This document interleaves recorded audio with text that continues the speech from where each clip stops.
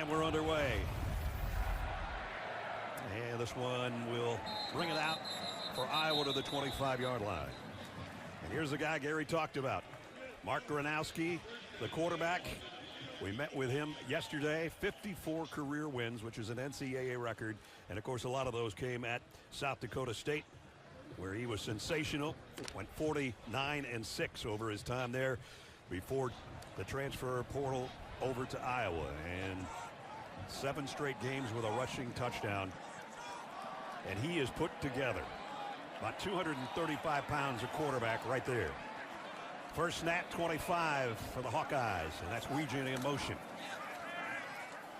And they're going to come up with the run right away. And he goes out for 7 or 8 before the Gopher defense can bring him down. As you take a look at some of the players to watch in this one.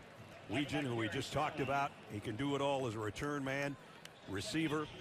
John Nestor, he started his career here, number 17 at Iowa, before the transfer to Minnesota. So he returns to the field where he started things at Kinnick Stadium. Gronowski got 7 on the first snap. Second down and 3 in an empty backfield with 4 receivers to the left. He pump fakes that way, and a screen underneath to Weegan, and Weegan's got room. Still on his feet.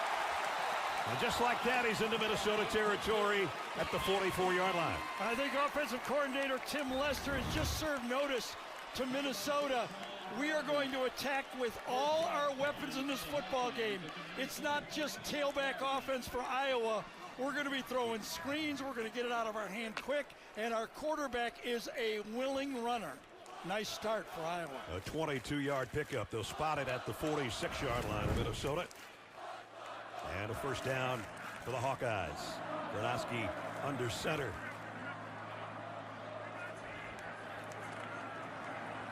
And they go with their tailback. And short gain for Kamari Moulton. Kamari Moulton, the ball carrier. Moulton comes in with 360 yards rushing on the season. Yeah, they'll use 2 of them all day. You don't exactly know who's in there, but Moulton has been the horse lately. Yep. Season high 99 yards in the win over Penn State last week. He's in there and flanks Gronowski on the right and the left, and now back to the left. Second down and 8. Gronowski throws complete, and it's a first down to Sam Phillips. Huge cushion on this play. Minnesota saying we're going to dare you to throw, and willingly Iowa does it. Perfect throw. Gronowski is not just a runner. We showed you in the open. He was coming on, I thought, nicely until he got injured against the IU game in that fourth quarter. I think they would have beat IU if he'd stayed healthy in that game. And after that game, and since that time, he's wearing kind of a heavy brace on his left knee. And that affects a little bit of his throws. We'll develop that with Gary as we go, but you can see it there. Mobility, or maybe in the passing game as well. Here's Moulton, and he's tripped up for a loss. And a nice play by John Nestor. Sure was. That's how you play corner at Iowa. You get in the boundary, you got to make those play. Here's Mark Gronowski making the play, and when he was injured against Iowa, kind of twisted as he came down, and he actually thought he was done, right? Yeah. He thought he was going to need surgery. He came running out right there. This tough guy never says, I'm out. And they found out it wasn't quite as bad as he thought. And when we talked to him yesterday, we asked him how bad it is, and he just smiled coyly and said, I'm fine. That's what all guys that want to play say. 2 tight end set and an eye backfield behind Gronowski. Play action. Loads, reloads, and going deep. Man there, just through the fingertips of Seth Anderson. Would have been a touchdown. 2-man route that time. Strong play action. Condensed formation a bit. Beautiful play. He had him beating Brian easily on the play. Just, half yard too much? Yep. Right through the diving hands of Anderson. And Mark knew he had one right there. Yeah, I thought he waited a little too long, but he had enough gun to get it there in time. So instead of a touchdown, it's 3rd down and 11. Iowa about 47% on their 3rd down conversions on the year, working just inside the Minnesota 34-yard line. Xavier Williams in the backfield with Gronowski. Set to throw, maybe. Going to throw late. And got it complete to Jacob Gill. Wow, that was a great play by Gill that time.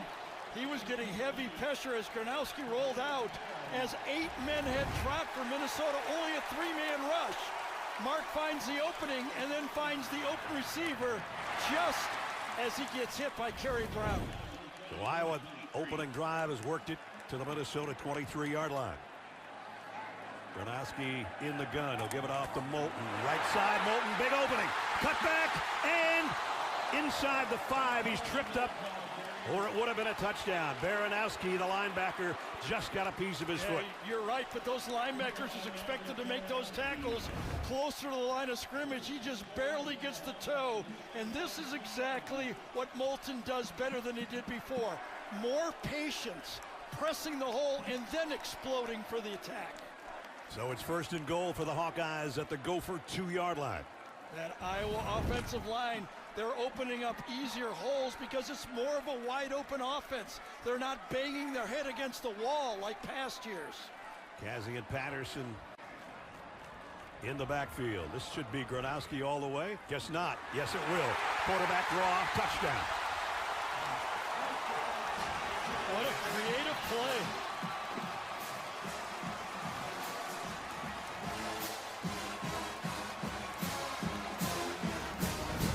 Is this not a pretty play? You bring your playmaker in motion, and that's a big alert for the Gophers. And then watch what they do afterwards. They use him as a pitch man, a little fake, and a keeper. That is well designed. The whole drive was well designed in the opening 5 minutes of this game. Nice mix of run and pass. The extra point by Drew Stevens is good.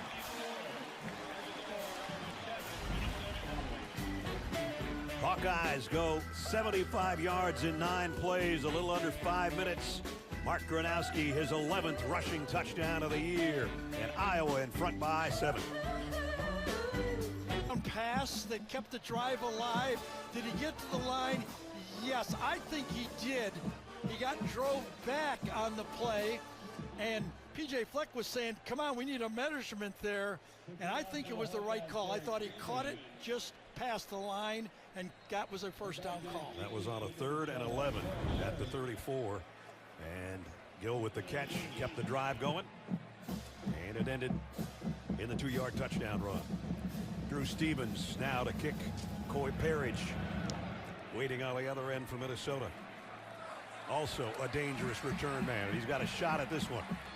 Parrish trying to weave his way out and got out to about the 24-yard line. And so that's where the Gophers will go to work on offense for the first time. And that means Drake Lindsey and company. Redshirt freshman, big fella, 6'5", 230. And his numbers on the season, 10 touchdowns, 3 interceptions. When we did the Gophers last year, P.J. Fleck said, I got a guy waiting. They had Brosmer, who's now the backup for the Vikings, and he was a good one. He said, we got one coming next year that's going to be pretty special. So far, he has been. So the Iowa fans and their team in a blackout, and the Gophers counter with all white uniforms. First down for Darius Taylor, and he only got about a half yard.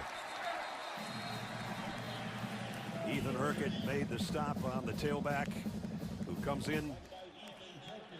Rushing yards per game, 93 a game. And Aaron Graves, defensive tackle, had a great game a week ago. One of the captains of the defense. And a newlywed. Ejeboy in the backfield now for the Gophers.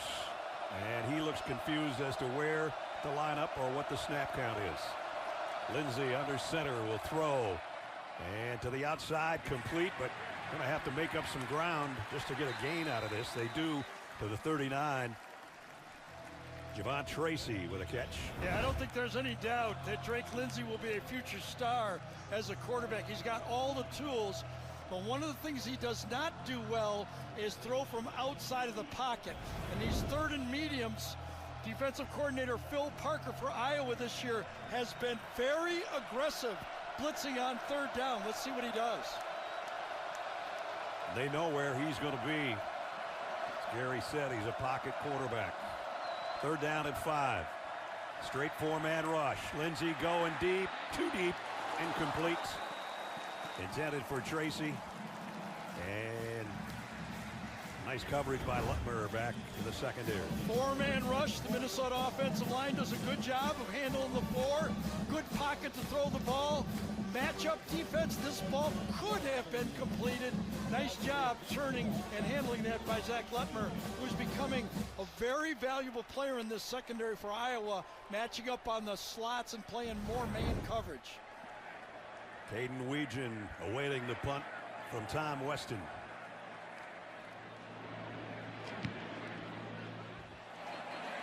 He's got a shot at it from the 23. Weegan makes the first man miss. Trying to get outside. They'll bring him down around the 36-yard line. And that's where the Hawkeyes will go to work for the second time. Could you tell the crowd was anticipating that it was returnable? Well, that's low. Weegan can return this one. You can almost hear the murmur. He's got a chance. Opening quarter. Minnesota had a 3 and out. The Hawkeyes had a 75-yard capped off their opening drive that went 9 plays. And this is his 11th rushing touchdown of this season after 37 at South Dakota State. And now it's time for working on a win presented by the Home Depot. We talked to Mark yesterday, said, who are the guys you looked up to when you were growing up? Tim Tebow, who he runs very much like. Yes. And Michael Vick was the other guy. And Gary kind of kidded with him, said, I think you run a little more like Tebow than you do like Mike Vick. Well, then the number is interesting that he wears. Number 11 is right between 7 and 15. Halfway mark. 2 tight ends here, 1 a fullback. Set up in the eye. And a big opening. Oh, and a trip up, or Moulton might still be running. Baranowski again got a shoestring. This is what they do so well, this offensive line. Watch the center this here, the double team block right there and get the push. Logan Jones, Pepper number 58 gets the push, and just again another shoestring one. Man. 2 of them. As Gary said, you want to make those a little bit earlier. On short yardage, they'll throw to the outside, complete in Minnesota territory. Weegan down the sideline. He's going to be tripped up. Boy, But a big gainer. Aren't they different? I mean, this Iowa team is so different. That time, Minnesota loaded box again, went man-to-man coverage. They're bringing this Caden Weegan more and more into the offense, and he's becoming a Tim Dwight type weapon for them. Got 28 yards out of this. His first he got around Nestor, and then down the sideline. Just tripped up out of bounds, but a 28-yard pickup. You just cannot load the box and expect the tailback to carry the ball against this Iowa team this year. Already back at the Gopher 25-yard line. The toss. And about 4 more for Moulton. Devin Eastern made the tackle. A couple of years ago when Iowa was struggling on offense, it wasn't just the quarterback. They were very young in the offensive line. They had to go through some of those early tough games in the Big Ten. But this year, with Dunker in there and Jones, I mean, they've got a lot of experience and a lot of good football players. There's Jennings Dunker, the right tackle. From the Minnesota 22-yard line, 2nd down and 6. Moulton again. And he's about 1.5 yards shy of the first down. Bo Stevens took a little spill on that play. He's the left guard. This team has played well together as you look at where they're ranked. Remember that offense was terrible back in 2023, and every year now, as Tim Lester came in as the offensive coordinator, getting better and getting better. Yeah, I think Bo Stevens had to come out. Yes, you see him limping out. Looks like his left ankle knee in the game. Leighton Jones, number 64, is at left guard. 3rd down and 2.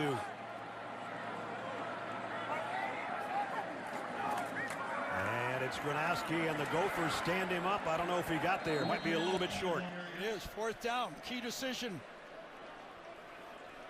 Matt Kingsbury and company there. Well, he said he loved number 15. This is a number 15 run right here. The Tebow up the middle quarterback run. Iowa 6 out of 9 on fourth down conversions this year. Let's see what that defensive line for Minnesota can do. This will be a huge turnaround for the Gophers. Gronowski under center. Xavier Williams is behind him. Quarterback sneak all the way. I think he got it. Gophers say no.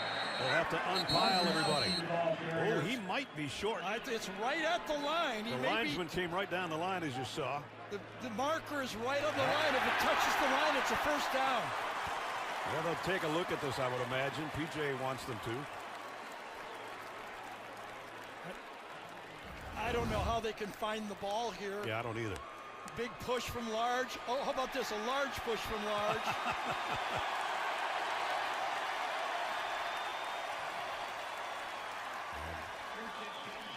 Hey, no mystery right there. The Gophers anticipated a quarterback sneak. It was just a little bit too short. So it's a first down at the 15-yard line. Second offensive series for the Hawkeyes, and they're threatening in the red zone again. Gronowski keeps. Minnesota equal to the task this time. And Anthony Smith made first contact and then got help from his friends, including Kingsbury. Now let's look back and see what happened to Bo Stevens about 2 or 3 plays ago. See him on the right side right here. From behind, you can see it.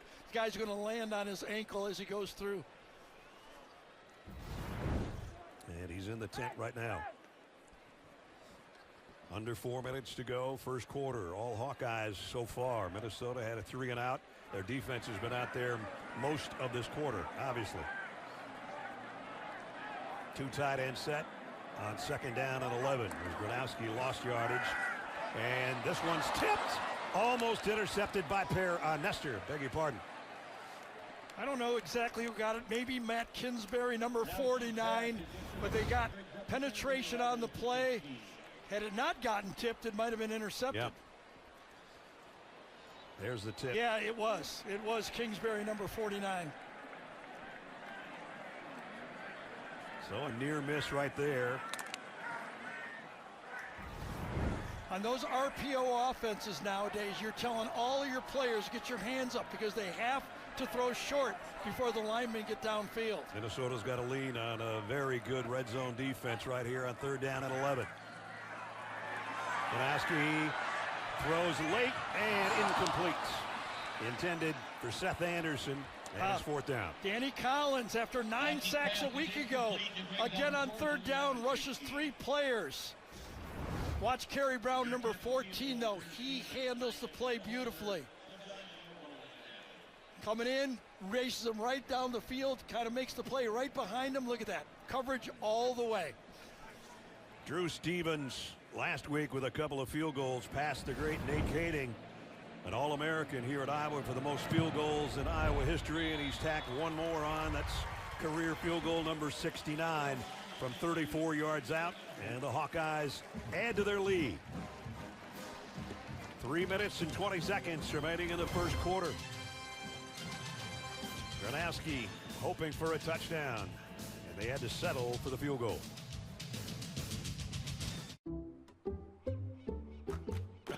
Kind of amusing. It's a good one. Let out a little secret, right? Yep. Didn't I? Yeah.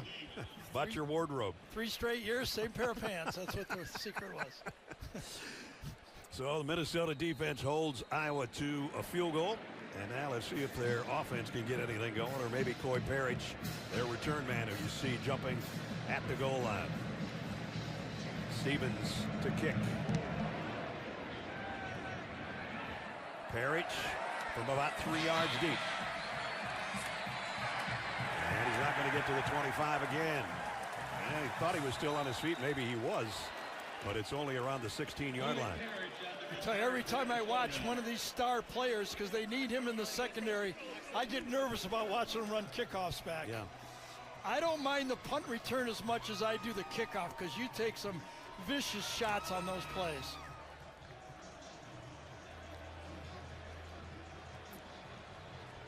Drake Lindsey, state championship Arkansas Player of the Year. Out of Fayetteville, Arkansas, played in 3 games last season. Great game against Rutgers. Gary mentioned that. Now he's got to get something going for this offense. Their defense has been on the field the whole quarter. Lindsey stands tall, rifles one, intercepted. picked off by Zach Lutmer, and Lutmer's going the other way, and he might score. Touchdown, Iowa. A pick six by number 6.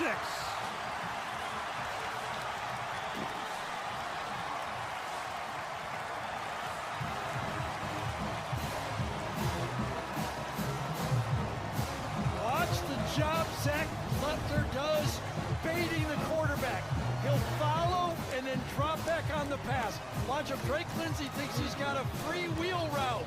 He does not. He thinks he's got just the linebacker covering him. He drops back, and Lutmer, who everyone says is coming on for Iowa, I guess they're right. Yep. Stevens, busy kicker. Extra point is up and good. The Iowa offense clicking, and now the defense does its job as well. And a pick six and a 17-0 early lead for the Hawkeyes. Quarterback can read things a little too fast, thinks he knows the coverage, and he's wrong, and it moves into a disaster frame for Minnesota. We'll show you after the kickoff. Iowa's had a pick six in a season, 18 straight years. This is the first one in Big Ten play since 4 years ago against Wisconsin. And this time Perry says, you know what, I want us to at least start at the 25, and he takes a fair catch. So Drake Lindsey starts out reading right here. He's got 2 tight ends set, and he believes that's his indicator for man-to-man. Watch it. Zach Lutmer goes with the tight end, but right here he changes his mind. While the quarterback is looking here, Lutmer's looking back at there. He drops off. It's man-to-man up front, it's zone behind, and he makes the interception. Well, Minnesota, their first 2 drives, 3 plays, 5 yards and a punt, and then 1 play, Iowa interception touchdown. They got to settle down here. You sure do. They've been behind before, and they were forced to throw a lot. Let's see what they can do here.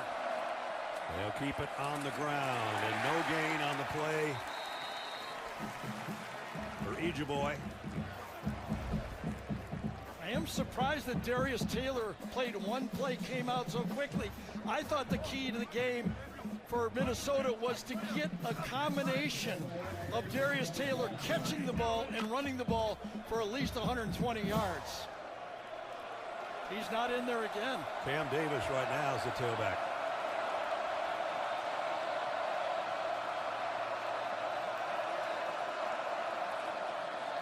They fake it to him. Lindsey fires down the middle high, incomplete. It was intended for John Tracy, and it's 3rd and 10. So that Minnesota offensive line did a good job, and let's see how open Tracy was coming across. He's matched up inside, comes across. Really, it was the guy to throw to, but he was just a little high against Carson Shire, the linebacker. That was where he had, because he had plenty of time to step into this throw. Wide open, got to make that one. That one sailed out of it. It brings up another 3rd and 10, and now the crowd getting into it and getting a little bit rowdy at Kinnick. Lindsey, quick throw this time, and it's complete, but it's short of the first down. Got it to Drew Bibber, his tight end, and it's 4th down. Yeah, it's tough to throw slants to tight ends on 3rd and long and pick up first downs.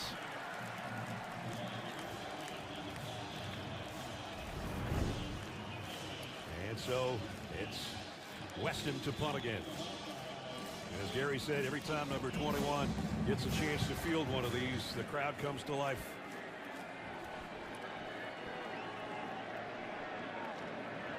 He already has a 95-yard punt return. He got a piece of that. That was blocked. Yeah. And it's going to be way up around midfield. Oh, it's going to be the 45-yard line. The punter went to his right on the play. Look, he just went right into the rushing Hawkeye. If he'd have punted the ball straight up the middle, it would not have been blocked. The last time, the Aussie punter went to the left to kick, and Oh, this yes, time he kicked it right into the rib cage. You know what? I thought he blocked it the way he reacted. but he shanked it. He felt the rush and did not get all of it. If it got anything, it got part of his jersey, but it was a 13-yard punt, and that's not good. And now,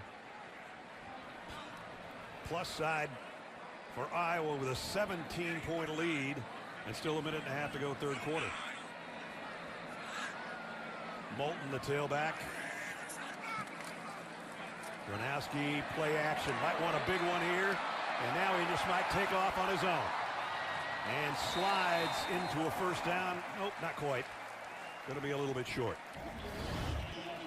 Well, good news a little bit for Iowa, like they don't need, like Minnesota doesn't need any bad news. Back in, Bo Stevens does a nice job of clearing that pocket, and Gronowski, as Ness called it, went as far as he could for that play. Jenny? Yeah, you saw Stevens got rolled up on earlier in the first. He spent some time in the injury tent. Already has braces on both his knees. He was doing some drills on the sideline with a grimace on his face. Guys, he's been dealing with a right leg situation all season long, so just something to keep an eye on. Toughing it out right now. Second down and 2. Nathan McNeil in the backfield. That's Weegan on the jet sweep, and not much there. Look at this, Ness. Bo Stevens, Jenny said, knee braces on both knees.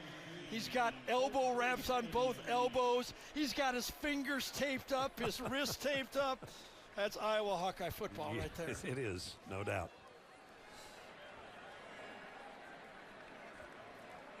So here's a third down.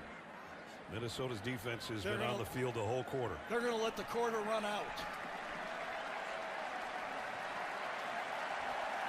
And, of course, at the end of the quarter, one of the greatest traditions in college football that we love being a part of. And that's with the Children's Hospital straight across. Mark Gronowski at the controls at quarterback.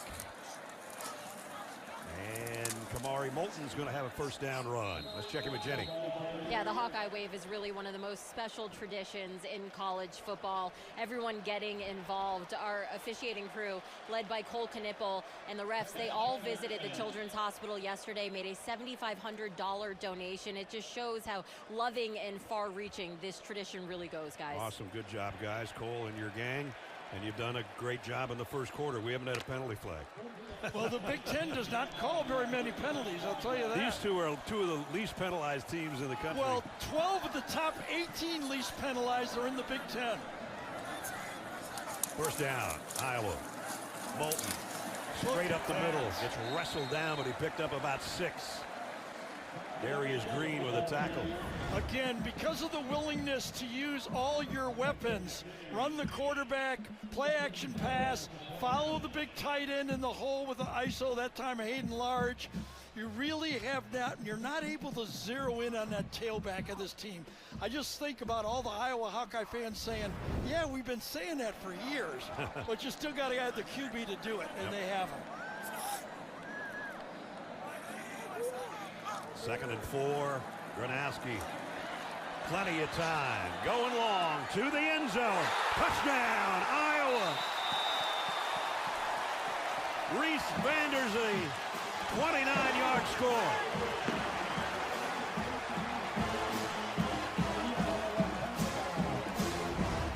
I don't know if Nestor could have been much closer, but maybe he could have got his head around. Reese Vanderzee hurt earlier in the year. Actually, he did. I don't know if you can play it much better than Nestor did. Vanderzee injured earlier. He was supposed to be their touchdown maker in the red zone, and you can see why. We saw him break out a year ago as a true freshman. What, broke his foot in the cafeteria. He just said, there's something wrong with my foot. Well, nothing wrong with him in the end zone.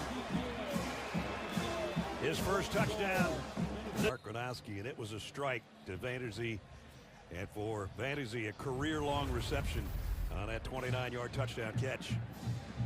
Capped another quick drive in 3 minutes and went 45 yards in 5 plays. That was after the bad punt. So right now, Minnesota comes out to the 25. They do not have a first down yet, Gare. I know that, and now as they come back and go into the last play, pre-read here, 2nd and short. Minnesota says they're going to run the ball. We got 8 men in the box right here. You look at the pre-read, then you look, they're right, 8 men up, one-on-one, put it up for your guy. He's 6'4", 6'5". Against bump and run, you always have the advantage, and that's on 2nd and, 4 yards? Iowa goes play action for the bottom. When does that happen in the pass? Got a rushing touchdown and now a passing touchdown. Let's see if Minnesota can get anything going. That's going to be a loss of 2. From executive producer Taylor Sheridan, Blake Shelton, and Keith Urban, a new music competition series, The Road, a new episode, CBS tomorrow after Tracker. So Minnesota was behind in a couple games that they won. They were down 14 to Rutgers, down 10 to Purdue. They won both those games. In the Rutgers game, Lindsey was 31 for 41. He's probably going to have to do that to stay in the game. Wanting to throw here and drop the ball. Minnesota covers it. Marcellus Marshall, the right guard, got on top of it, or it would have been an even bigger disaster. Yeah, Max Llewellyn, number 48, comes off the edge right here. Watch this play. Complete effort around and swings that arm. They all go for that football all the time now. Better than a hit, go for that football. That's his 2nd forced fumble of the year, but Minnesota able to cover it. Another 3rd down. Minnesota still looking for a 1st down.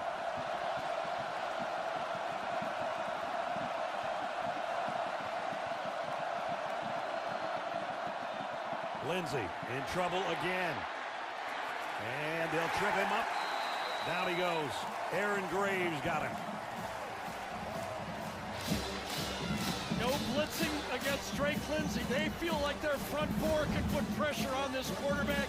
They know where he's going to be. Look at, they're faking the blitz. Drop. Those linebackers have their eyes on the quarterback. And that rush from inside out makes the play. This is getting bad. Aaron Graves, his 3rd sack of the year, right there, holding on to the toe of Lindsey. And now it's the toe of Weston that wasn't very good on his last punt. This time from his own end zone. Weegan takes at the 50. Look out. Weegan got a crease. He's going to take it. Touchdown, Iowa. His 2nd punt return score of the year.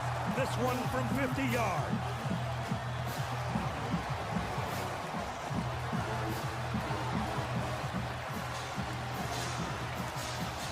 That's why the Iowa fans come to life every time number 21's got a chance at one. Weegan had to lobby. He goes, I know I'm good on special teams, but I want more opportunities on offense. Watch how valuable he is on special teams, though. He uses his speed, and then he's really comfortable. Follows the block up front, and wow, right. What a start. This is getting way out of hand. Stevens for the point after. And it's up and good. 11:23 remaining in the 1st half. Just have to say, Iowa has every way we can. Offense, special teams, defense, they've all scored. Yeah, offense also balanced, one passing, one running.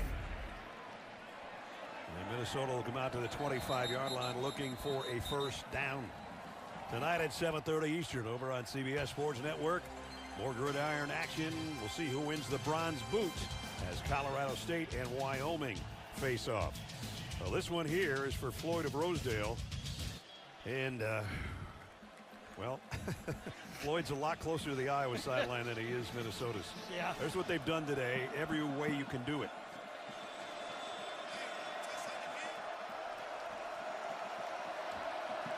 And now the burden on Drake Lindsey gets bigger and bigger. 1st down, Minnesota, the 25-yard line. The pitch. Oh, big hit after a short gain by Ejeboy. Just another part of this thing what I thought was going to be one of the key players for Minnesota. Darius Taylor's been on and off hurt all year. Played the first play, went out of the game, and has not returned. And doesn't have his helmet on at all. He missed the California and Rutgers games, then came back and had a strong outing last Friday night or a week ago Friday, I should say, with 148 yards against Nebraska. Lindsey, play action, and there's a strike and a first down. Kendrick Lanier. Let's check in with Jenny. Yeah, you just mentioned that hamstring pull that he had in the second game of the season. I asked him when I spoke to him earlier this week how he's doing. He said, I'm near 100%. So it is surprising to see him on the sideline without a helmet on. He's walking around. There's no trainers asking him any questions, but I'll try to get more information, guys. All right, Jenny, thanks. Lindsey back and threw behind his intended receiver Brockington on that one. I'm just wondering, on that first play, did he get dinged taking away his helmet like that? I mean, just a week ago, he rushed for 143 yards.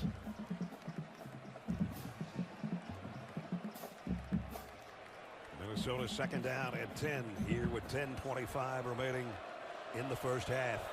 Cam Davis now the tailback for Minnesota as they continue to rotate those guys with Taylor not out there.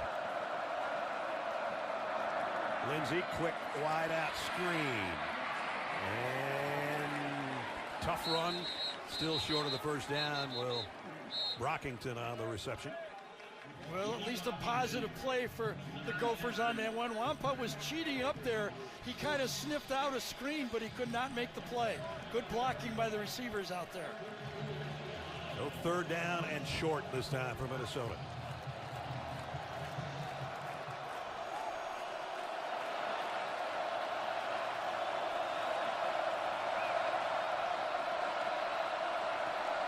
Lindsey in the shotgun. Ejeboy to his left. It'll be a throw for Lindsey. Maybe, maybe not. Down he goes. Aaron Graves again. His second sack of the first half. I think they were looking for the under route from Minnesota that time, coming from one side all the way across. But these linebackers both jump it as Lindsey looks for that under route against the zone. Watch how they jump it. Not there. He's ready to throw the ball. Two Hawkeyes covering him. Aaron Graves got married over the summer. He and his wife Aubrey expecting a baby boy. He's expecting some all Big Ten honors if he keeps playing like that. Weston to kick. I don't have to tell you who's on the other end. Oh, this is a big kick down. And it bounces at the 2, goes in for the touchback. Just under 9 minutes remaining in the first half. Weegan going, man, I wish I'd have gotten my hands on that. The coach and quarterback having a chat. It has been a rough first half. Horvath on the ground against Florida Atlantic. That one over on CBS Sports Network. A 21-10 lead for the midshipmen, who have a daunting November schedule on the way. Guys, back to you. All right, Zuck, we're trying to put some highlights together for the Geico halftime report for you. Right now, they're going to be mostly Iowa highlights. My key to the game for Minnesota was 100+ yards by Darius Taylor in receiving and running. He got one carry into the play. I don't know what happened to him. Comes to the sideline, gets questioned just a bit. You okay? Never comes back on the field. Iowa first down after the punt into the end zone at the 20-yard line. And the Gophers with a 2-yard loss on Xavier Williams. Becker made the tackle along with Darius Green.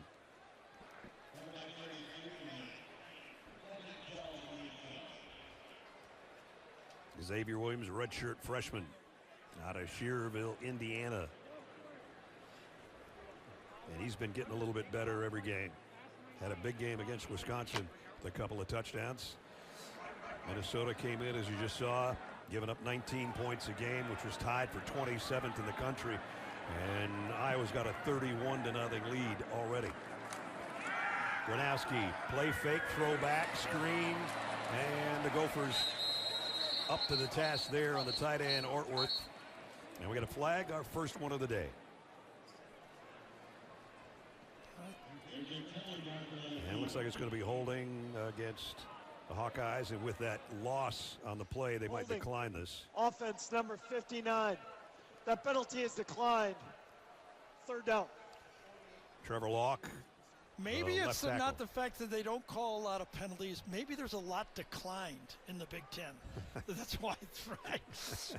And we've seen some. We've seen some. Working the Apple iPads down there. Everybody talks about how big a deal that is. And you would have loved that instead of those black and white photos, right? Absolutely. Could see who hit me each time. They're down at 13. This is the longest third down of the day for the Hawkeyes. They did have a 3rd and 11, and they scored a touchdown on that one. Here comes a blitz.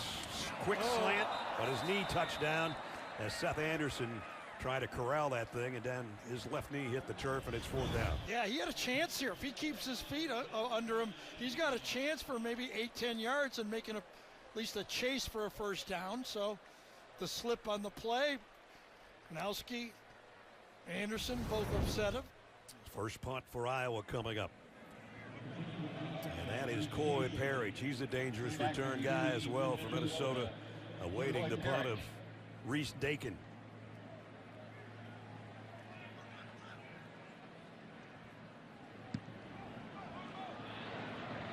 Trying to keep it away from Parrish, and does as it goes out of bounds at about the 43-yard line. And we got a penalty marker for the 2nd time here in the last couple of minutes. During the kick, holding number 48 of the receiving team. That 10-yard penalty will be enforced from the end of the kick. 1st and 10 Minnesota. So would have been a little better field position. Mark Gronowski's done a little bit of everything as he's done all season. Yeah, not a game manager at all. He's a game winner, and you're right. When Tim Lester is calling plays, he's got a weapon that he can use any way he wants. You see his arm, he's missed a couple, but they're willing to throw the ball deep, spread it around, a good offense. As I said, I carefully watched Iowa play against IU. There's Tim Lester right there. They could have easily won that game. Tim in his 2nd year as the offensive coordinator. Here's a bootleg and a throw to the tight end, Jamison Gears. Dump the ball out. Right now, Minnesota has to just think, give us some positive plays. Let's just forget about the scoreboard right here. Let's just try to make some positive plays with our football team. Look up afterwards and see where we are. Picked up 4 on that pass play. 2nd down and 6. Fake it to Ejiboy. Now they're going to throw it to him, and nice catch. About a yard shy of the 1st down as he's run out of bounds by Zach Lutmer, the guy that had the pick 6 earlier in the game. Yeah, they'll line up Lutmer all over on the field. Plays a little bit of safety, a little bit of corner when they go 3 wide receivers, coming a very valuable player on this defense. Minnesota goes with a little bit of tempo, but maybe not enough tempo or too much. It's a false start. The tempo started too soon for, I think, Dalen Ray. Offense number 73. 5-yard penalty. 3rd down. I've seen that happen so many times. Teams that are not used to going fast just don't handle tempo very well. No. Slowest team in college football the last 5 years. Minnesota plays seconds per play, lowest in college football. So now it brings up 3rd down and 6.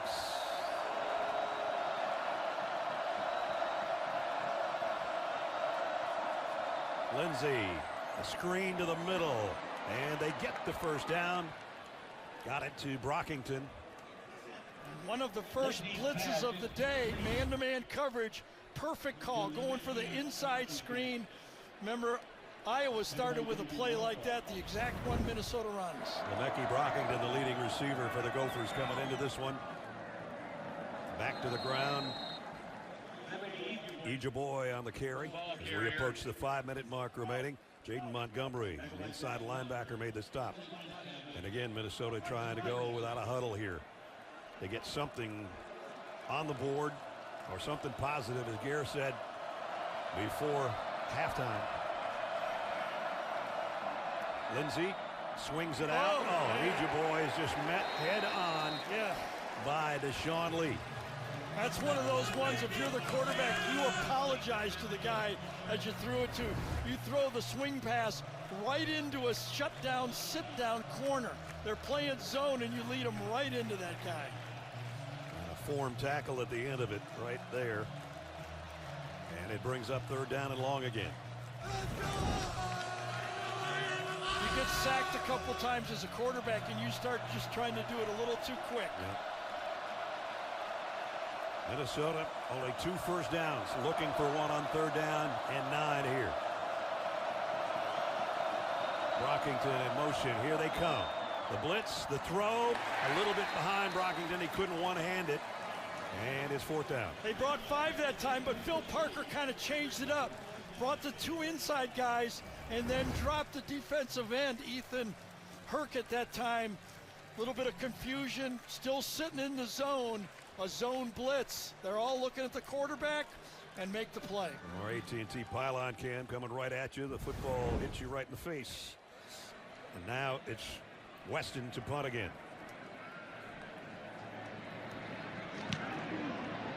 Kick. Weegan has to get out of the way and let it bounce out of bounds somewhere inside the 25-yard line. They're going to spot it at the 23. It's CBS Spirit Week. Didn't know if you knew that. Thursday's treat is a spooktacular. New Ghosts Halloween special. I faked myself out on that one. 8:37 Central on CBS this Thursday and streaming on Paramount Plus. Caden Weegan that time was kind of waving his arm, going poison, poison. We saw really 2 years ago one of those waves at the end of the game. Remember Cooper DeJean? Yeah, DeJean took that for a touchdown.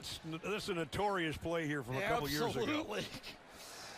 A famous play if you're a Gopher fan, infamous play if you're a Hawkeye fan who still said that was not a fair catch. Here's Moulton for about a yard. Let's take you back a couple of years ago, the play we're talking about. Yeah, this was one that could have won the game for Iowa, a win. Watch, he's saying poison, poison. They called it as a replay. None of the players on the field thought this play was illegal. They played it out, but replay said it was an illegal movement of the hand to distract, say Cooper DeJean, to distract the coverage. You can't wave an arm like that. On the ensuing possession, the Gophers intercepted Deacon Hill on 3rd down, held on for a 12-10 lead. And the win over Iowa 2 years ago here. And that's a nice spinning run by Kamari Moulton.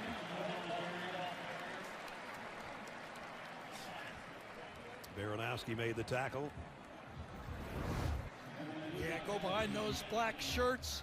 Steeler offense, Hawkeye offense. Good job inside again by Logan Jones. If you want to have fun, watch Logan Jones at center block all day on those runs. A 3rd down and 2. Jones out of Council Bluffs, Iowa. Over the ball on 3rd down, and Gronowski in the shotgun.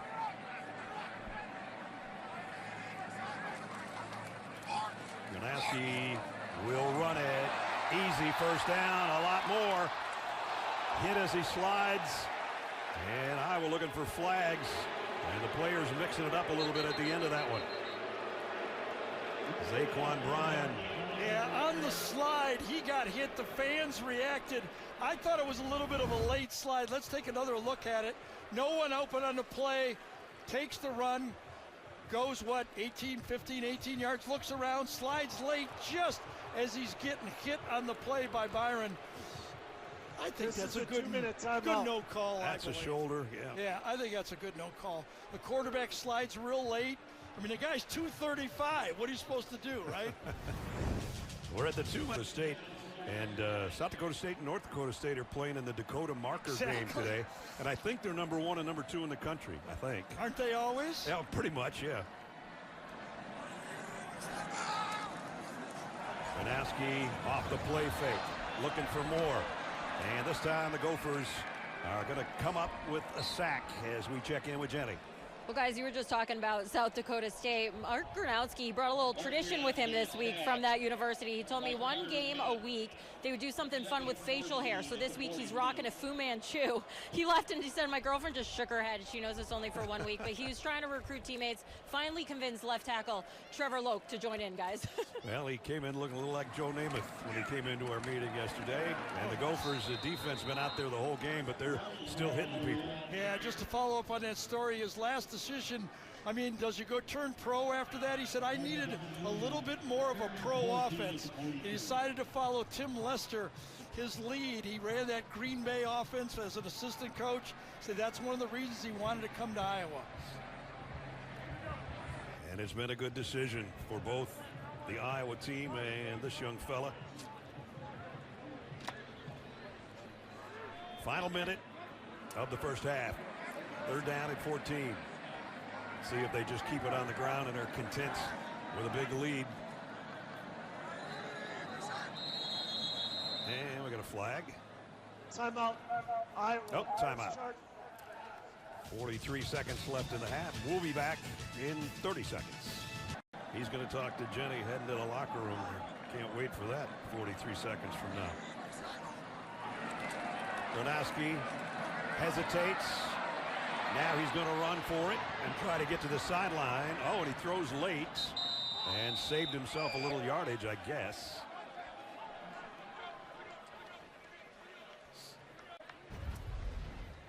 Absolutely. Exactly. You're all in. Reese Dakin's punt. Going to go out of bounds somewhere around the 25-yard line. Call it the 25 and a half. So 25 seconds remaining in the half. Minnesota will get the second half kickoff. That's something they can hang their helmets on, but they got a lot of work to do. I'm telling you, this Iowa team is making a statement here.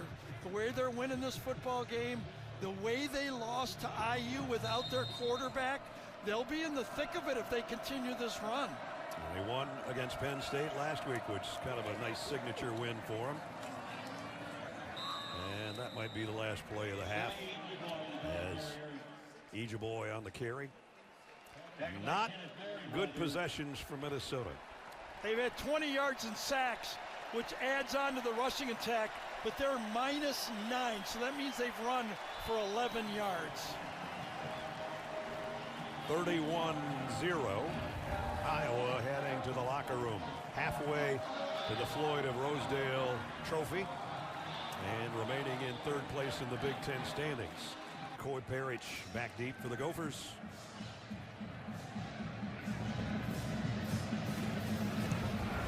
Third quarter underway.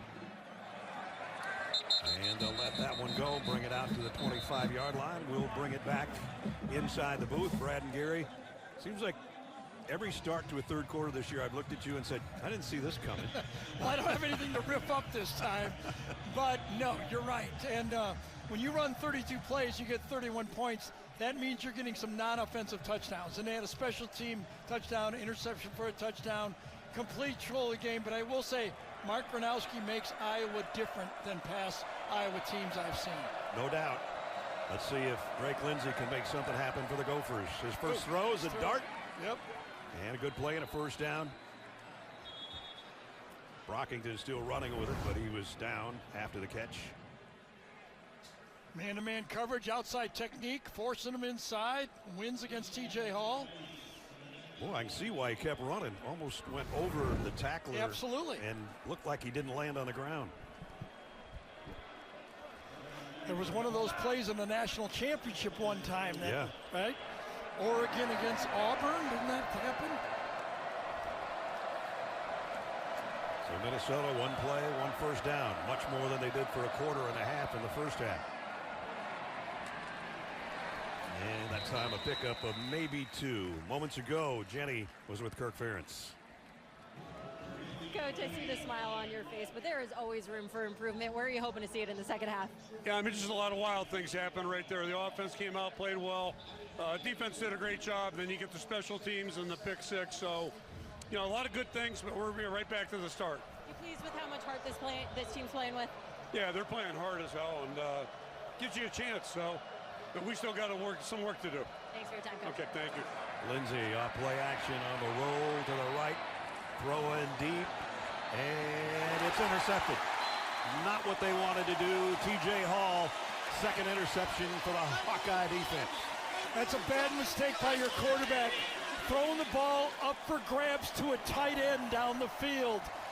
Jamison Gears just is not used to these deep throws. That was a tight end that time as he runs out. Little possibility on the backside, but he got shot out of the pocket, throws it, and that is a tough play, asking for one of your guys that don't run those type of plays to make a play against a corner that's used to those deep balls.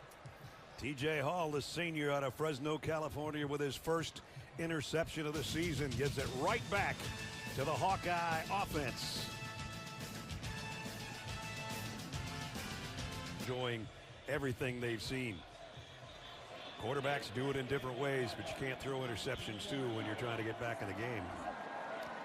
That's what Drake Lindsey just did. Jazzy and Patterson is in the backfield for the Hawkeyes. Gronowski throws out in the flat. That's complete to Jacob Gill. Gill got about 7. Coming into this game, Iowa is still number 1 in the power conferences for percentage of yards through the rush. 193 yards versus 131 yards in rush versus pass. West Virginia number 2, Utah, Northwestern right there. But they do seem different, don't they? And that's the way they run the ball, really how they mix it in with the play action pass. They've had 4 games of over 200 yards rushing on the season and headed in the direction again today. 2nd down and 3. Toss sweep. Patterson's got the first down. Devon Williams made the tackle, but not before number 4 got what he needed. Yeah, Williams coming from the outside. He's leading this team in tackles. Number 9 comes right around the edge out of blitz and just comes in and gets what he can to slow the play down.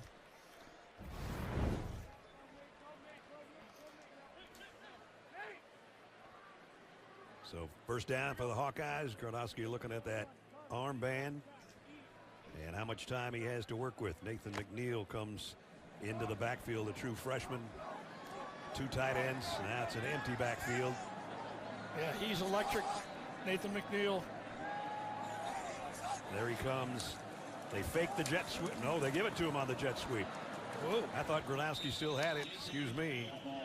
No gain on the play, though. Yeah, boundary corner again. You talked about the transfer from Iowa over. John Nestor staying in the boundary, making this play, turning it back in, or maybe he had something, but he was right there doing what you do as the boundary quarter. You're almost a half linebacker there.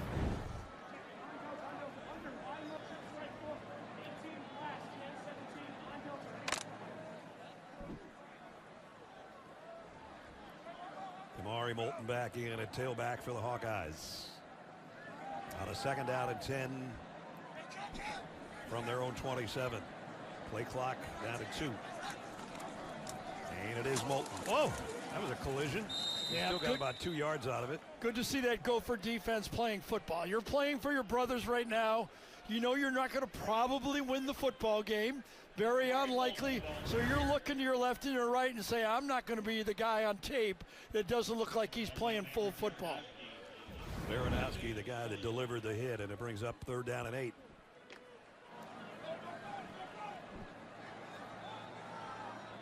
Gophers defense held on the last couple of 3rd downs of the 2nd quarter against the Iowa offense. Let's see if they can get off the field here on 3rd down.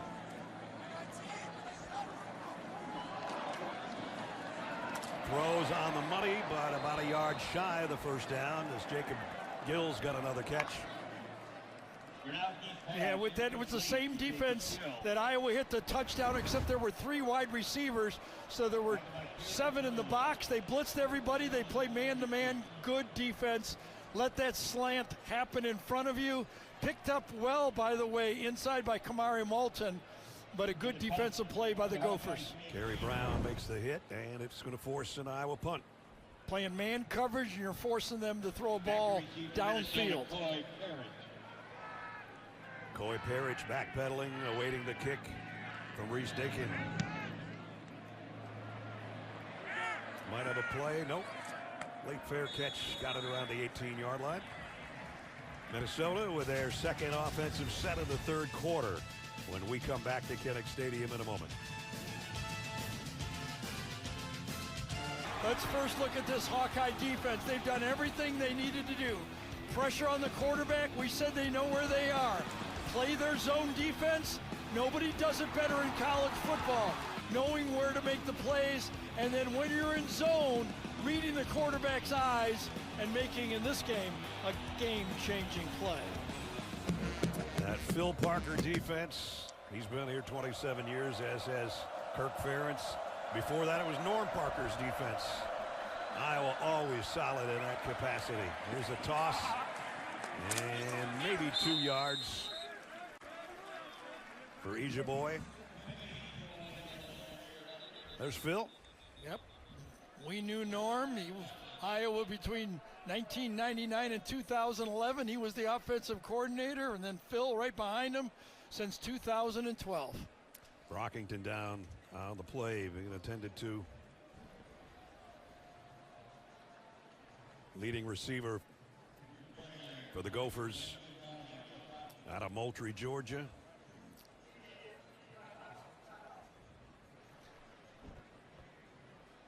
I think he was blocking on the, right at the end of the play. Doesn't it always happen that way? Fifth-year senior. Here's the end of the play. And goes down right in the middle of the screen there. We'll check on him. Close here to Iowa. Kirk Ferentz encouraged him. We said, you can do it, but go away for a couple of years. He went to Iowa Western Community College, came back, had to earn his way, came here as a walk-on, but you can see his speed eventually won the coaches over. He's been lobbying for the ball. He deserves it. No doubt. Caden's from Williamsburg, Iowa. It's about a half an hour west of here. Town of about 3,500. And he is fun to watch. Cam Davis, the Minnesota tailback, on a 2nd down and 7. Drake Lindsey wanting to throw, not getting a chance to throw. And the sack by Ethan Hurkett. Watch Ethan Hurkett use the spin move. Coming right over here. Watch him spin as he comes in to make the sack. Whoop! Right inside. He beats Nathan Roy for the sack. Ethan, another guy that got married over the summer. They had 3 players get married in back-to-back-to-back weeks. Some guys had to miss some because there was honeymoons involved. That's a loss of 9. And that's the 4th sack of the year for Hurkett. 3rd down and 15.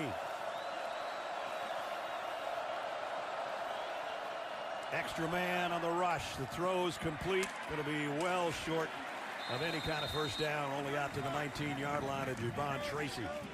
And it's 4th down again. That's what happens again when you rush the quarterback with an extra blitzer. You've got to make the tackle in the open field. And Wampa that time, number 1, holds on. That's what you got to do. That's all right. They can catch it, but they can't make a missed tackle into a first down. Wampa coming off a great game last week. Career-high tackles of 10, a fumble forced, and an interception in the win over Penn State, and was named Big Ten Defensive Player of the Week, and a nice open field tackle there. And again, now you hold your breath if you're Minnesota, and you start to cheer if you're Iowa, with Weegen waiting on the punt.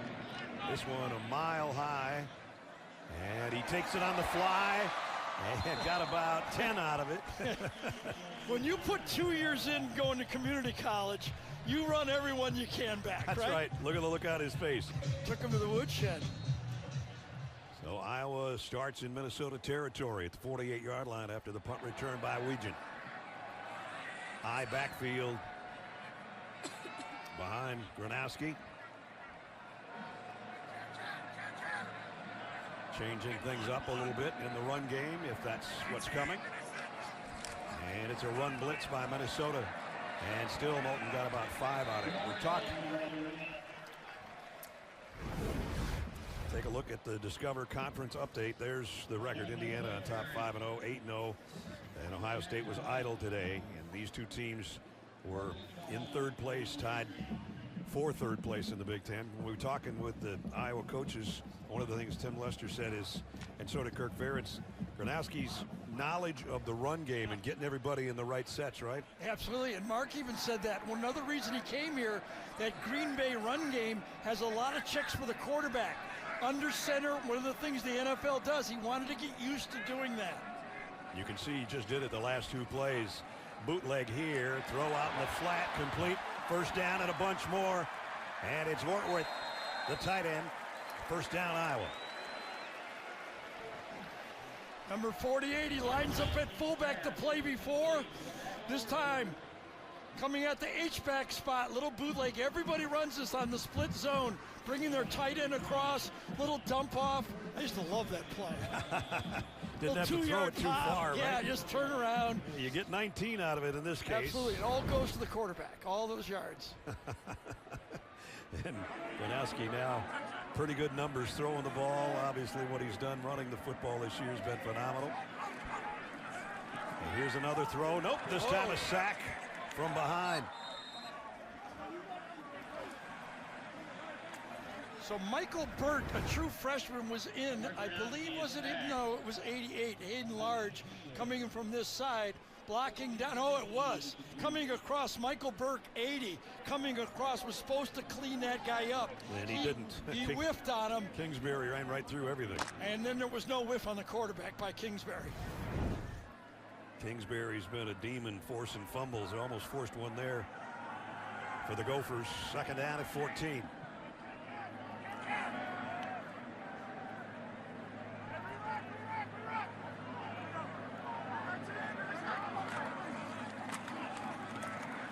Gophers waiting on Moulton that time. A loss of a couple. Anthony Smith led the way. Yeah, we talked about Anthony Smith making all those sacks. Remember, against Nebraska, this defense had 9 sacks in that game. You don't get as many opportunities, especially when it's 31-0 in this game. But he leads the Big Ten in pressures with 28, and good for him. Playing good run defense. I think, it's one of those times where, like, all you have to do is sack the quarterback. No. He's playing run defense as well. 9 sacks for PJ Fleck's defense against Nebraska was a school record. This guy's a little different to try to find, number 11.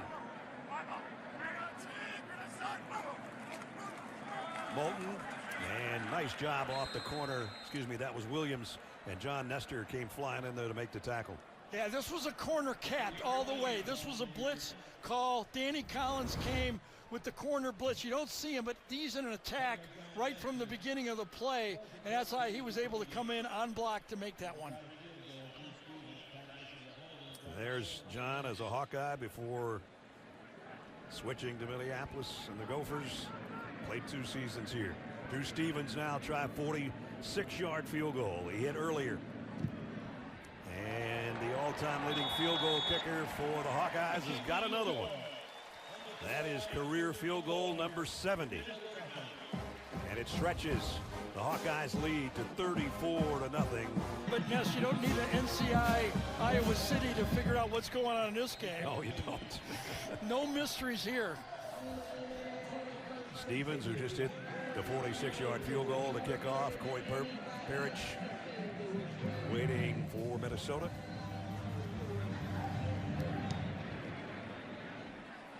And he's going to have to let this one go. It's the back line with 4:06 to go in the third quarter. Back to the future. Talk about some things. Best ranking since for Indiana ever.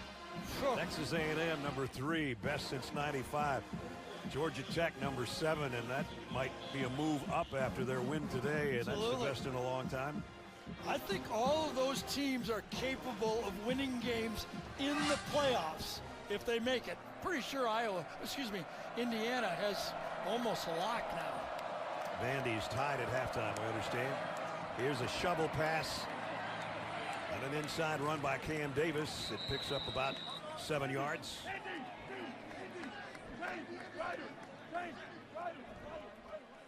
Minnesota trying to go with a hurry up here. No points, 2.3 yards of play, only 3 first downs. A couple of interceptions thrown by Lindsey. He's set to throw again over the middle, and that's a first down toss to Davis. So again, an inability by Minnesota to run the ball. They had a good rushing game against Nebraska, 35 rushes for 186 yards, but the 3 previous games, they didn't even gain that many yards running the ball. They were averaging 44.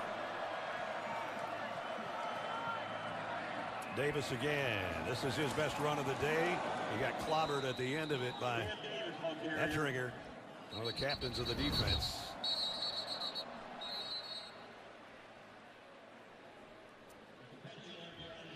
And we had a late flag. Yeah, I think it's going to be on Dylan Ray, number 73, for holding at the end of that play.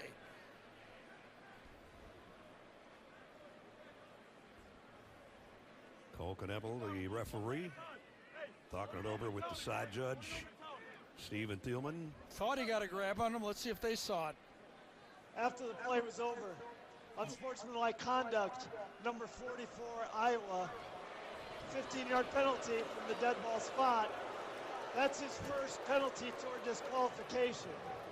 Automatic first out. Kenneth Merriweather with the unsportsmanlike conduct, the first Iowa penalty.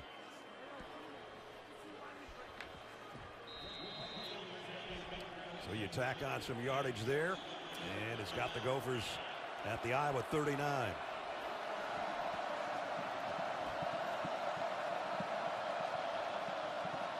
Lindsey going to throw late out to Ejeboy in the flat, and he's going to lose yardage.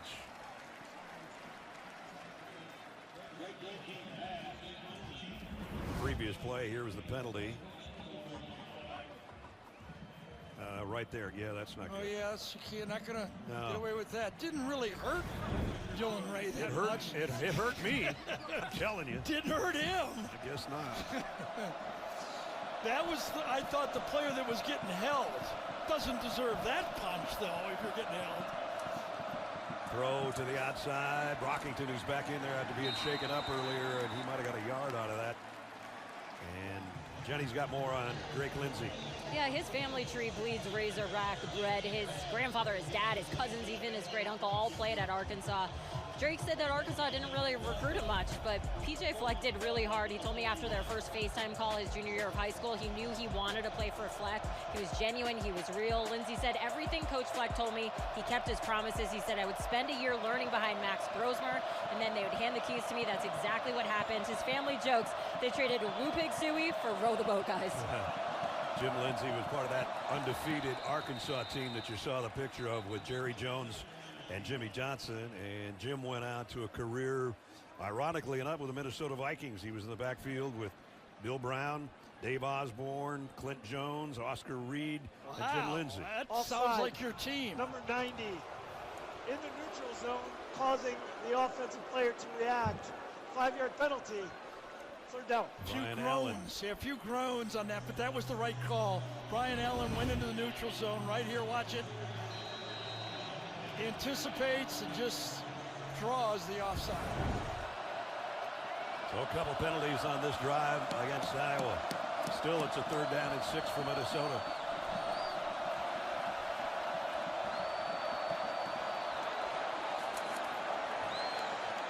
Lindsey trying to throw back to the middle. Got it. Oh, in and out of the hands of Ejeboy.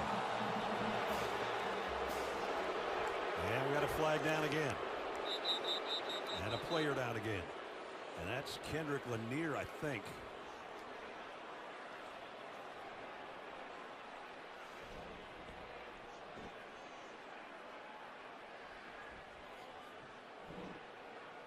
Yeah, I thought the hit, though, was on Ejeboy. Number 4 defense with targeting. 15-yard penalty. Automatic first down. The hit to the head was under number on, let's see, right here. Yes, it was right there. He wasn't the man being thrown to. It was just an unnecessary play. The ball was going to number 7, who dropped it, but you can see the targeting call right there. That's a cheap shot. And Cohen Ettringer, who made a good play earlier on this drive, is the guilty party. Now, some people are going to say, okay, that's a shoulder, not a helmet. Yeah, but that was a defenseless player running across the field, not even involved in the play. That has got to be a 15-yard penalty. Targeting's under review. I thought the targeting was being called on the receiving player on the play. Could have had 2 of them. Yes, could have been 2 of them. Gene Steratore, for the first time, makes his appearance with us. Gene, what do you think?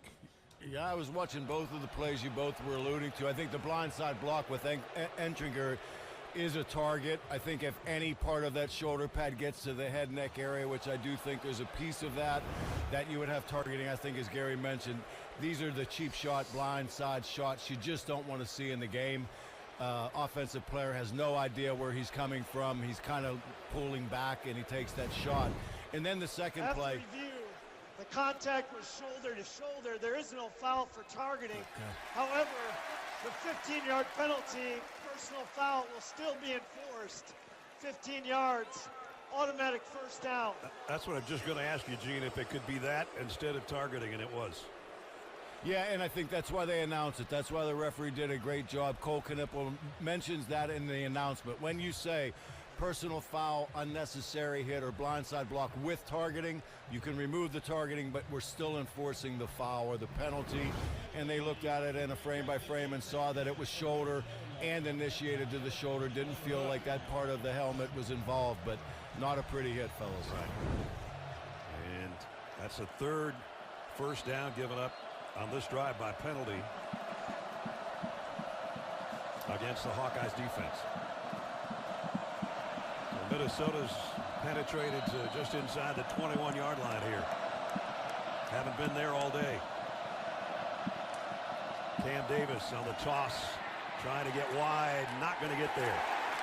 Loss on the play of about 4 or 5. And Zach Lutmer back there to make the hit.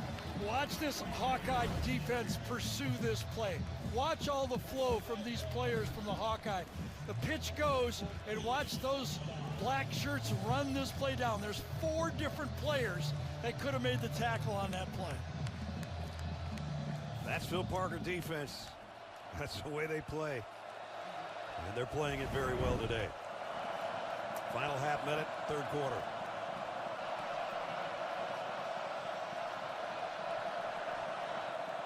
Lindsey in the shotgun. He's had a tough day. 5 guys coming, and that's in and out of the hands of Ijiboy, incomplete. Brings up 3rd and long. Second drop didn't get hit quite as hard, but that's 2 in a row. But Ijiboy did not handle easy throws. He only had 5 receptions coming into the game, and he's mishandled a couple opportunities today. And Minnesota finds himself at a 3rd down and a whole bunch again.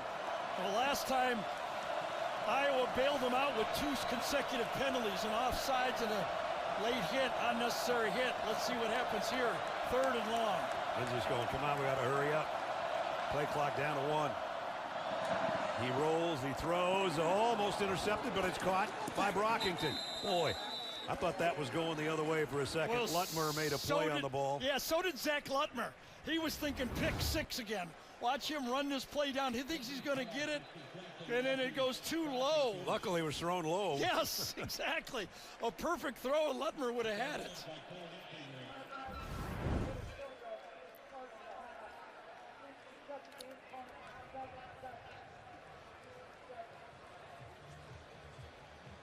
That is.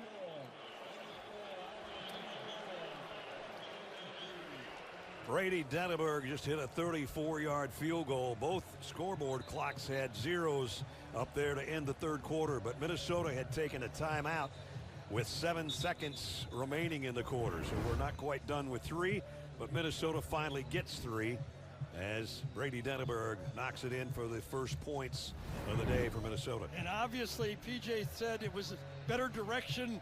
He felt the wind was needed on that field goal. Doesn't seem that windy to me.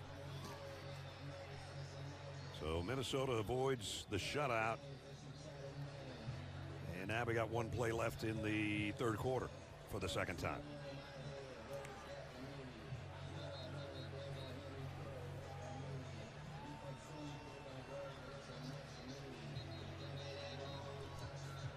For Minnesota, that was their best drive of the day. A lot of it was Iowa penalties, but they did go 59 yards in 4 minutes in 9 plays to get the field goal.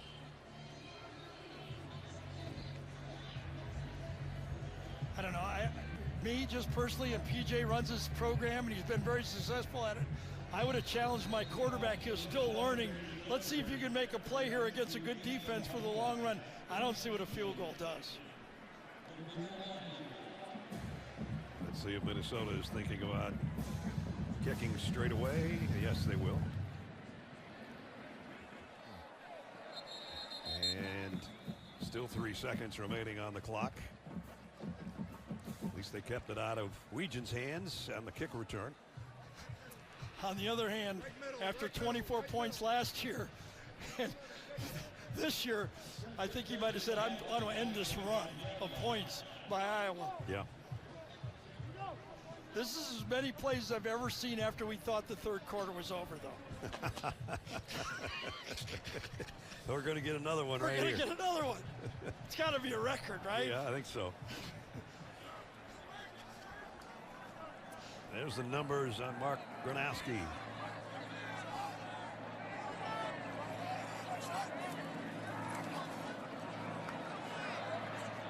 Throws incomplete, and the third quarter has come to a close.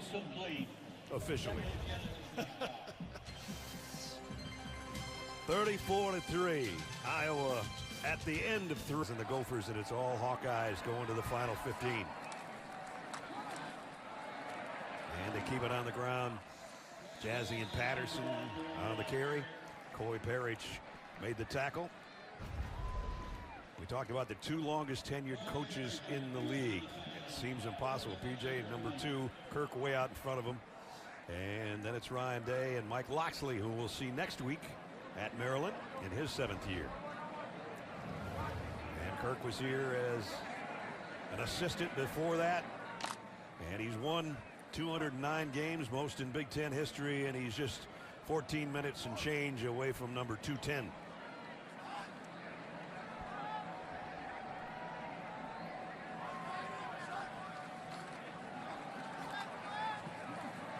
Gronowski incomplete into some coverage.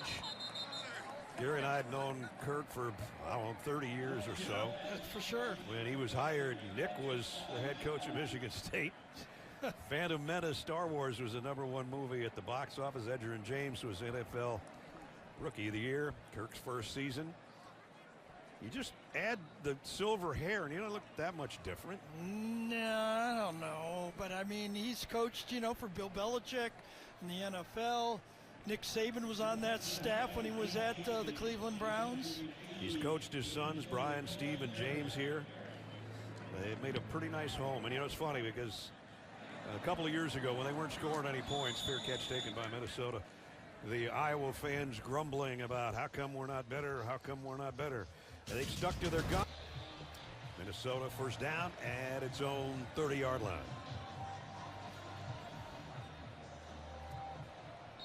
Tough day for Drake Lindsay. And the other 10 guys, too. Yeah, exactly. Didn't mean to just point at the quarterback. Fakes it to Cam Davis and throws it. Another drop ball, and it is Davis out of the backfield.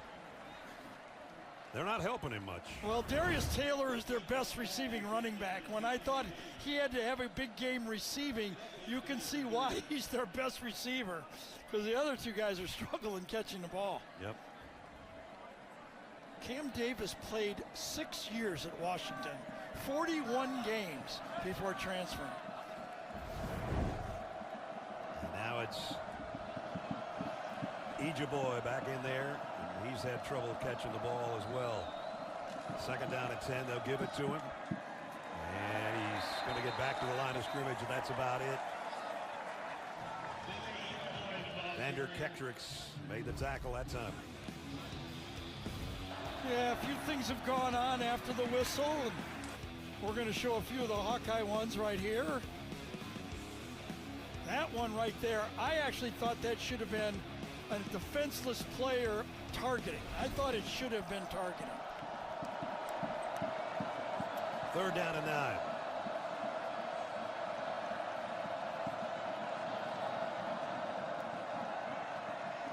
Lindsay trying to get it to the tight end. He had his hands on it, but it was broken up.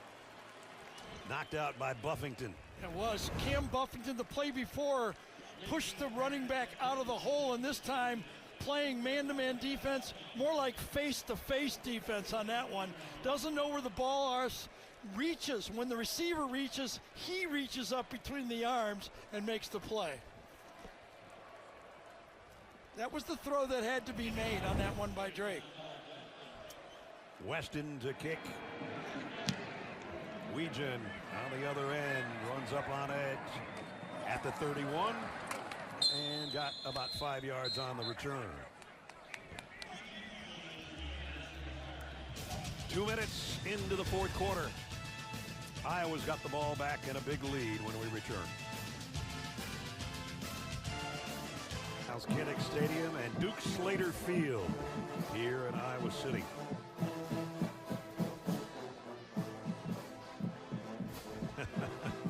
Happy birthday, young Kinnick.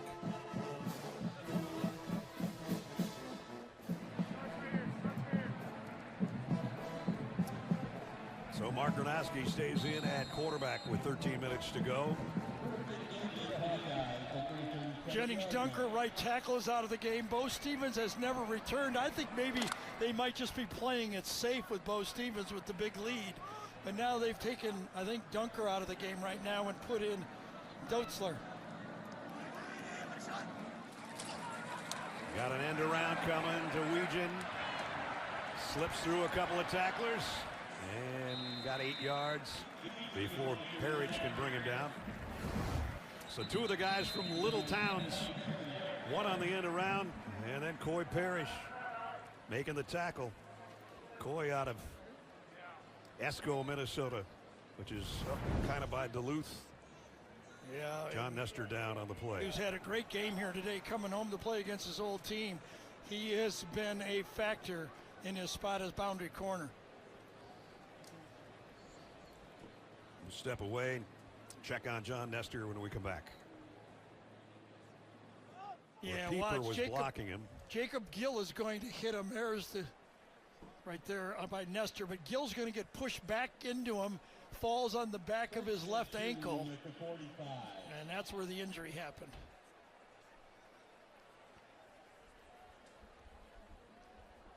So the guy that played at Iowa and missed the game last week against Nebraska and wanted so badly to be able to come back here and play at Kinnick, where he started his college career, and now his day, it appears, to be done.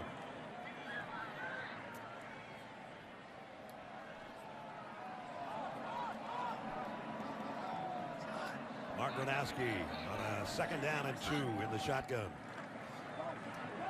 And a 1st down run and a lot more. Xavier Williams. Watch Logan Jones, the center, pull on this play and get downfield and block on it. This is a staple. You watch it all, this Iowa team. They pull the guard and the center.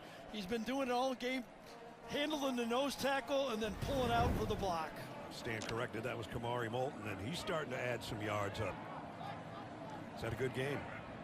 I think he had 98 last week, or when he played against Nebraska, and he's got 78 now. Oh, good play. Good Lost defense. one there. And that was Devon Williams. Williams does a good job tracking across this play, coming in and making the play from the linebacker spot. Tracking. No one picks him up inside. That's a busted assignment. Inside linebackers always handled by that offensive line. Devin, the Gophers' leading tackler, coming into the game. And a tackle for loss there makes it 2nd down and 11. With just over 11 to go in the ball game. Right now, Iowa's playing football. They don't want to get anybody hurt now.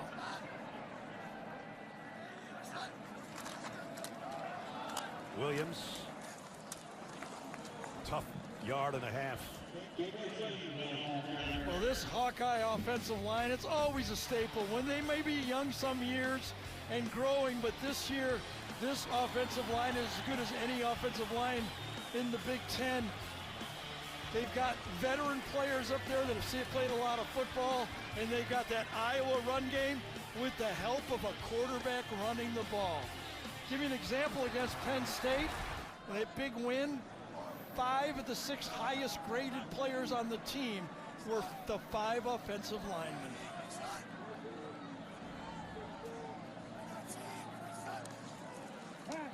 On 3rd and 9, Banowski got away. At least for a moment, he's just going to throw it away. And it'll be 4th down. Nowhere to go with this football. The play, all the Hawkeye players are on this half of the field, and Mark goes to the right on the play. Look, there's nobody on that half of the field to throw to when he rolls out. As you said, just playing now, hoping that nobody gets hurt. With that in mind, do you think we'll see a second Iowa quarterback the next time they get the ball? I would. I thought, and nothing against anybody, but the Iowa backup quarterback against IU would have made one more throw against Indiana, a quick screen to the receiver, they would have won that football game. You never know when you might need him again. Yeah, exactly. And just didn't quite make the field of play. And Minnesota will bring it out to the 20-yard line with just under 10 minutes to go.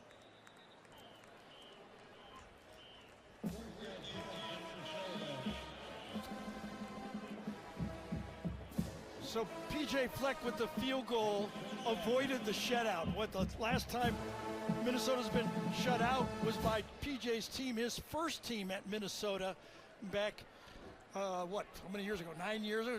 2017. Yep. His first year at Minnesota. Got another little interesting stat for P.J. Fleck at Minnesota after this play.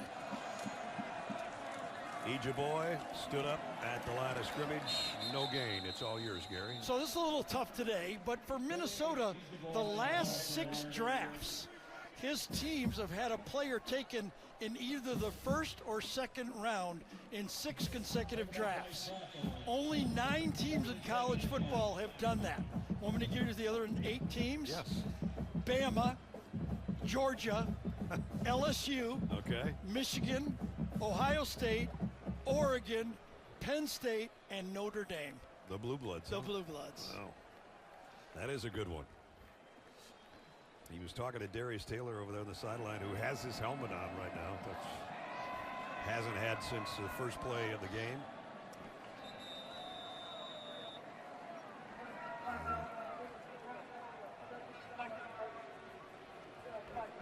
And 9:02 to the end of this one, and we'll be back in 30 seconds.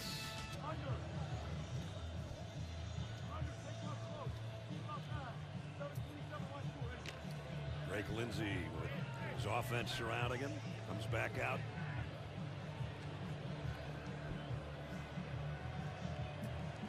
With a 2nd down and 10 from the 20-yard line.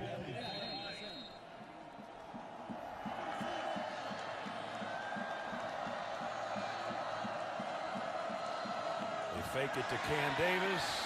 Lindsey almost went down and got rid of it to the sideline. Get an injury update with Jenny. Yeah, just a quick update on Gophers wide receiver Kenrick Lanier. He was evaluated for a concussion, out for the remainder of the game. And as far as John Nestor goes, he just came out of the injury tent right now. You could tell he was in severe pain, guys. He needed help getting into the injury tent, putting no weight onto that right leg. And you can see him virtually in tears right now with the pain and not putting any pressure on that foot at all. So his day, we know, is done. We hope he can get back before the end of the season. We'll have to wait and see. Lindsey stands tall, fires far side, and has Brockington for a 1st down. Well, that's basically a highlight film for the day right there for that pass. Good timing, good protection on the offensive line. All of the starters still in the game for Minnesota. PJ trying to get some momentum going, even though he doesn't believe in it, for next week for the football team. And next week for Minnesota, it's Michigan State at home in their upcoming schedule.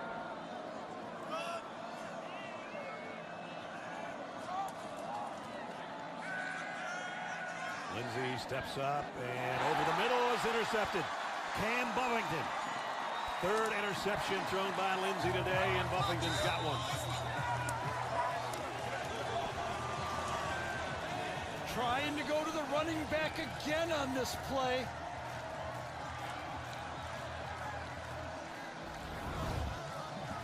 This is the guy that intercepts it, but right here, this linebacker makes the play on it. Trying to go to the check down on the play. One's deeper, goes inside, ball gets kind of strung out as Edgeboy tried to reach for it. The linebacker kind of grabbed him, and the ball went through for the interception. See that? It was a good play inside, didn't get called for it, and the ball just kept going. Cam Buffington, a redshirt freshman out of Winfield, Iowa, with the big moment for him here today. Yeah, we're going to see the backup quarterback for Iowa now. Heklinski's in the game, I believe, number 10. Jeremy Heklinski. And Minnesota got back apparently. No offside.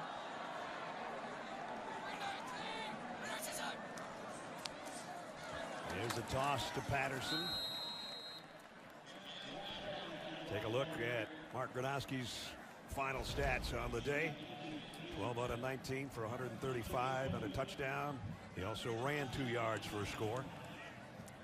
And for Drake Lindsay, there'll be better days ahead, but 3 interceptions today.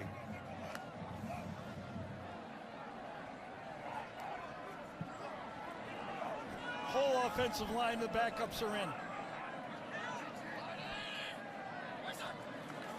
Heklinski wants to throw his first pass. Does, low but caught. Heklinski not near the size of Gronowski, a 5'11", redshirt freshman out of Marietta, Georgia. Yeah, originally signed at Wake Forest, only played a couple plays, transferred. Actually at Wake Forest, he was the highest rated quarterback in Wake Forest history. Decided to leave, kind of has that Stetson Bennett kind of sway to him, doesn't he? Yeah. Like that's what they say about him is, you know, he'll just throw it anywhere. He's not overly big, maybe 5'10", 5'11". MVP of the All-American Bowl when he was back in high school. Fiery guy is what the coaches say. He's running the show right now, and Iowa's looking to score more. Jazzy and Patterson, the guys that are in there, they may be backups, but they want to play. Yeah, Jazzy and Patterson is a legit player for this team, though. He has come through, but the backup offensive line at Iowa looks just like the first offensive line.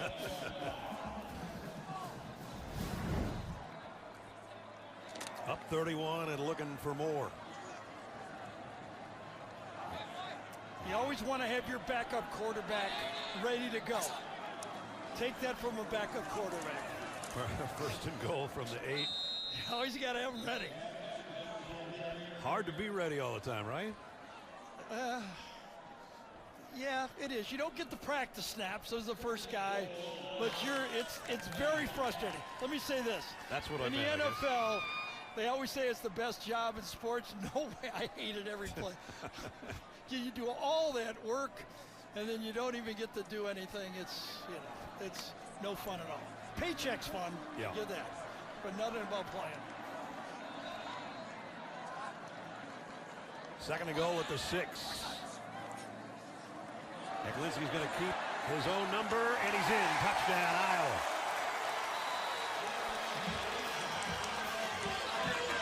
So talking to Tim Lester, I said, is Hank Brown still your number 2 guy? He played against IU. He said, no.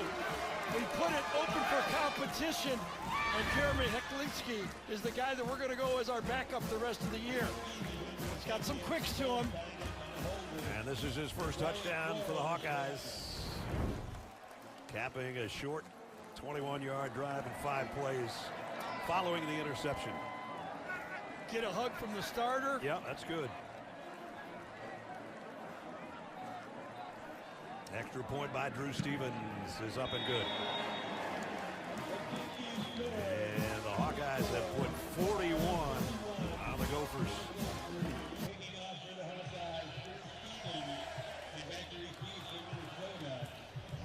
Well, Iowa has Oregon coming here in a couple weeks, huh? That'll be interesting. Sure will be. And as they get ready to go to 6-2 and 4-1 and stay within a game of the top spot in the Big Ten, they're going to move into the top 25 this week. Absolutely. And then you got Oregon coming into Iowa City, cold, windy, snowy maybe. Speaking of the top 10, Kirk Ferentz able to have a smile. Ohio State was off. Indiana blows out UCLA. Tonight, A&M and LSU get together in Baton Rouge. Alabama trailing South Carolina. Georgia was off as well. Tonight, Wisconsin and Oregon. Georgia Tech a winner. Ole Miss defeats Oklahoma 34-26. One more about that AP top 10 right there. Iowa did not receive even one vote for the top 25. Lost close to IU and had that tough one against Iowa State. Schedule upcoming that we're talking about. Off next week, and then Oregon in here on November 8th at USC, at Nebraska, with Michigan State in between. The way they played today, I don't know about Oregon game, but they might be favored the rest of the way. Oregon is playing here against Iowa. That's not a road game. And first down run by Xavier Ford. True freshman getting a little bit of work here. Final 5 minutes.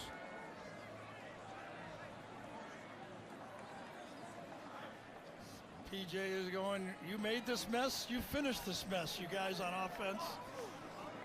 Against wins against Northwestern and Purdue, Minnesota turned the ball. The other team, Northwestern and Purdue, turned it over 8 times in those 2 games.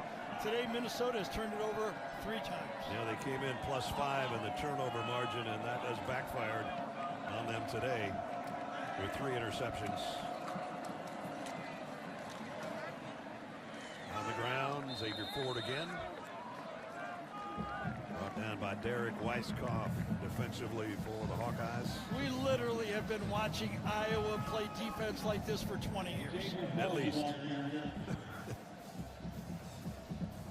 9 consecutive seasons, the Iowa Hawkeyes have held their opponents for under 20 points per game. That's best in the FBS. Michigan and Penn State is second at 4 consecutive years. They've been in the top 6 in scoring defense for the last 6 years. And they're not hurting their stats today with Minnesota having only a field goal. Now, one of the reasons is they play a low-tempo game. You know, they play it close to the vest. They don't want to play. Offensively, they like to make, first downs. Kind of helps. They play complementary football to that defense. That guy's had a game. A couple of sacks. Captain of the defense. Aaron Graves.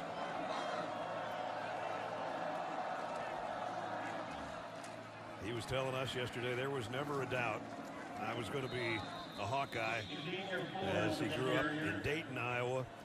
And he said as soon as they said we would like to offer you a scholarship, he couldn't say yes fast enough. No, it was like, we like to offer you a yes. We didn't even get through them. And this week, also a finalist for the Campbell Trophy. So he's smart. He's a dad. He's married. Almost a dad. He's married, going to be a dad, I should say, with a baby boy coming up around January. And that might take us down to the 2-minute timeout. What they're playing for, that lovely bronze hog, Floyd of Rosedale. We saw the missing spot for Floyd. It's going back in that last spot that we were in when we visited the Hawkeyes on Friday. It was an empty glass case, but once these guys go over there and kind of swarm the swine, and then they'll put it up on their shoulders and they will carry it back, because today it has been all Iowa.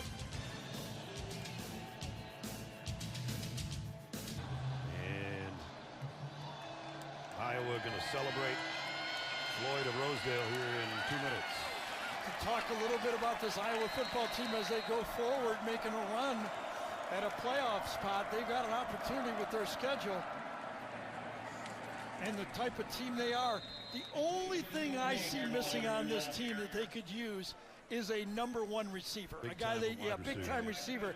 They're the only team in the FBS that does not have a receiver with a 100-yard game and a touchdown in the game. If they had a couple like Ohio State and Indiana, it'd be a whole different deal. Absolutely. I think that one guy, the only guy that could do it is Weegin. He could be that wild card guy for them. Well, he was today. Yep.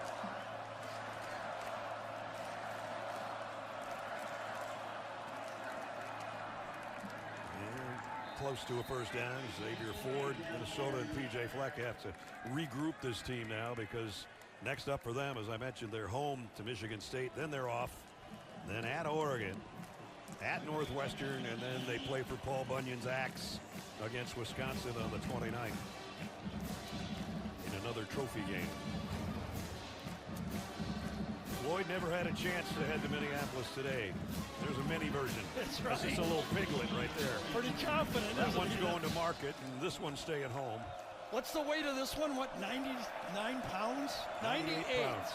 That's nothing for linemen. They'll pick it up eventually. Minnesota trying to pick up a first down and can't. Nice job by Ebenesa on the defensive line, a freshman. Future, they all look the same, don't they? Yep. Nice play off the edge. Wraps up the tackle and then celebrates a little bit as well he should.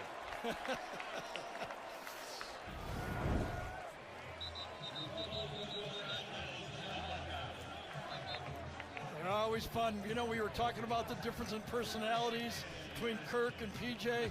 Yeah. Well, you know, Kirk's a little more reserved, but the guy who's rebuilt this program, Hayden Fry, was a lot like PJ. He sold this program to the Iowa people and turned it around.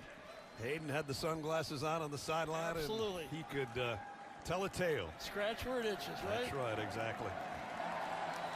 Don't forget, still to come, Adam, Aaron, Rick, and BJ share their insights on this one and bring you today's best highlights on the U.S. Army postgame show.